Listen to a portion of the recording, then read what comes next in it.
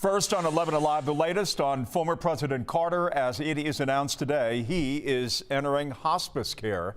The announcement was made late this afternoon, and even though he is the longest living American president at 98 years of age, it was still a bit of a shock to hear. The Carter Center put out a statement saying the former president decided today, quote, to spend his remaining time at his home in Plains with his family and receive hospice care instead of additional medical intervention. It adds that he has the full support of his family and his medical team. The statement ends with the Carters asking for privacy and that they are grateful for the concern shown by his many admirers.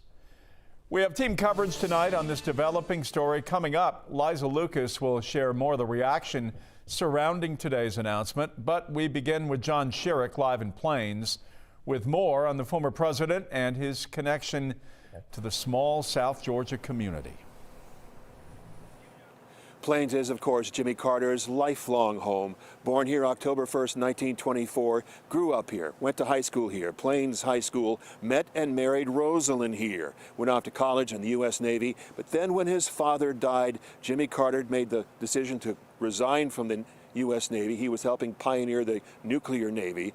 He resigned and came back to Plains with his family to take over the family peanut warehouse. Then he got involved in civic affairs, went to the state senate, ran for governor in '66 and lost, ran for governor again in 1970 and won, and then we know the rest of the story, how he ran for president in 1974, won the New Hampshire primary in January of 1976, and then became the 39th president the following January 1977.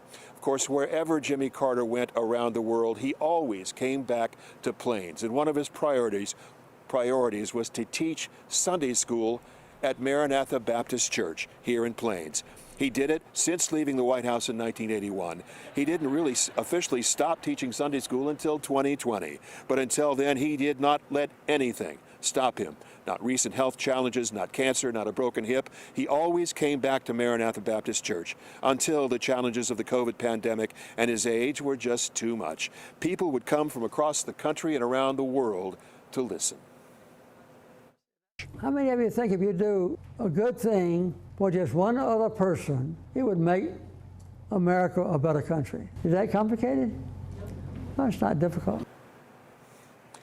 Jimmy Carter sharing his faith as he always did, whether in church or out and about in Plains, where people would see him just walking, riding his bike, being here downtown Plains, just really a friend and a neighbor to the people in Plains who he grew up with all these years. And of course, all of the messages of support now coming from around the world for the family and for Jimmy Carter.